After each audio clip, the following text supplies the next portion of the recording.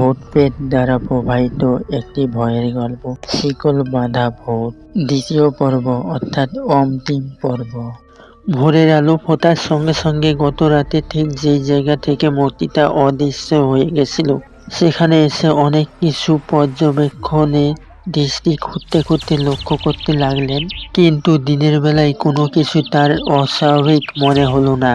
পাহাড়ের টিলায় এই কুঠি বাড়িটা ছিল লোকালয় থেকে বেশ কিছু দূরে। তার উপরে ভূতের বদনামের জন্য লোকজন, এমনকি কোনো সাহসী পুরুষ এই বাড়ির সীমানায় আসতো না।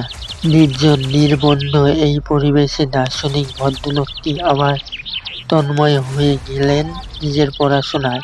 প্রায় সারাদিন ধরে বইয়ের জগতে ডুবে থাকলেন। এর ফলে রাতে সেই অশরীরী আর অদ্ভুত ঘটনা প্রায় ভুলেই গেলেন। রাতে খাওয়া দাওয়া সেরে যখন বিছানায় শুইতে এলেন তখনই আরেকবার তার গত রাতের ঘটনার কথা মনে পড়ল, কিন্তু ঘটনাটিকে তিনি তেমন আমল দিলেন না। ভাবলেন অত্যাধিক ক্লান্তি আর চিন্তাগ্রস্ত থাকার জন্য আধা ঘুমে আধা জগে থাকার কারণে কি দেখেছেন। বিছানায় শোয়ার সাথে সাথে ঘুম না এলেও কিছুক্ষণের মধ্যে গভীর ঘুমে তলিয়ে গেলেন। ভয় দৌড় না থাকার জন্য সবকিছুকে অলৌকিক বলে উড়িয়ে দিল আজকের রাতেও, কিন্তু গত রাতের ঘটনার পুনরাবৃত্তি হলো। এমনকি তারপরেও রাতে ওই একই ব্যাপার ঘটল।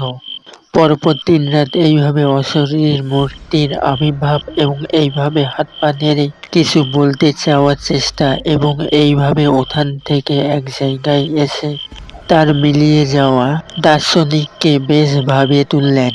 তিনি কিছুতেই কোনো ব্যাখ্যা দিয়েও বুঝতে পারছিলেন না এটা কেন এমন হচ্ছে।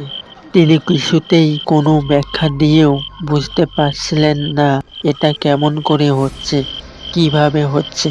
অবশেষে চতুর্থ দিন সকালে দার্শনিক কিন্তু আজ সবকিছু নিছক কল্পনা বলে উড়িয়ে দিতে পারলেন না। আবারও ভয় পেয়ে বাড়ি ছেড়ে পালিয়ে গেলেন না। তিনি মনে মনে ভাবলেন, নিশ্চয় এর মধ্যে অনুসন্ধান কিছু আছে।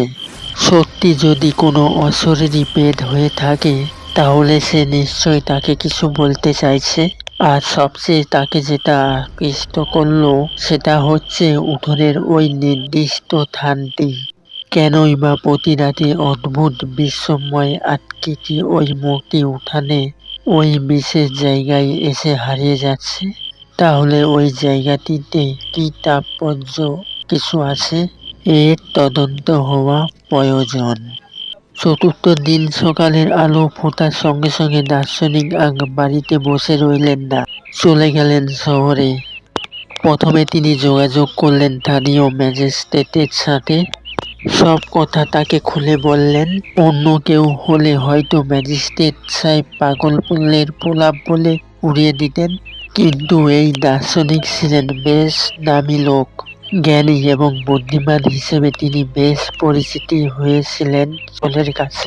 তাই তার কথাকে হেলিয়ে উড়িয়ে দিতে পারলেন না ম্যাজিস্ট্রেট সাহেব। কাল বিলম্ব না করে তিনি বেশ কিছু মজুর নিয়ে ফিরে এলেন দার্শনিকের কেনা নতুন বাড়িতে। উঠানের ঠিক যেই জায়গায় এসে অশরীরী সেই মূর্তি গত 3 রাতে অদৃশ্য হয়েছে সেই জায়গায় মাটি কোপাতে লাগলো মজুররা। অবশ্য বেশি দূর খুঁড়তে হলো না।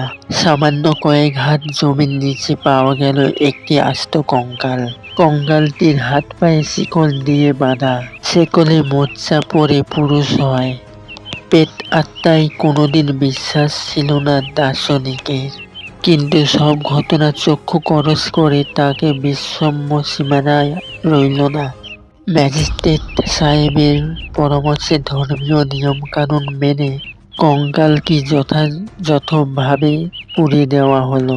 কঙ্কালটিকে ভালোভাবে ধর্মীয় রীতি মেনে পুড়িয়ানোর কাজ করবার পরে আর কোনোদিন ওই বাড়িতে সেই অশরীরী মূর্তির আবির্ভাব ঘটেনি। এরপর দার্শনিক বহুদিন সেই বাড়িতে বাস করেছিলেন আর কোনোদিন কিছু দেখেননি তিনি।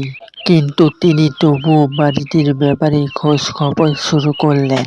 গ্রামের কেউ কিছু ঠিকভাবে বলতে না পারলেও গ্রামে এক অতি বৃদ্ধর মুখে শোনা গেল, এক বৃদ্ধ কৃতদাসের সামান্য অপরাধে জন্য ওইভাবে হাতে পায়ে শিকল বেঁধে জীবন্ত মাটিতে পুঁতে দেওয়া হয়েছিল ওই বাড়িতে।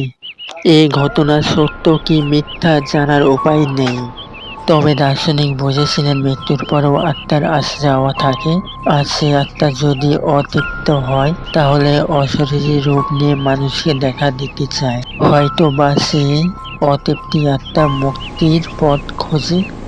গল্প শোনার জন্য অসংখ্য অসংখ্য ধন্যবাদ সবাইকে। এরপরে যে গল্পটি আসবে, মাথাহীন লাশ। সাবস্ক্রাইব, লাইক, শেয়ার, কমেন্টস করবেন, সঙ্গে থাকবেন।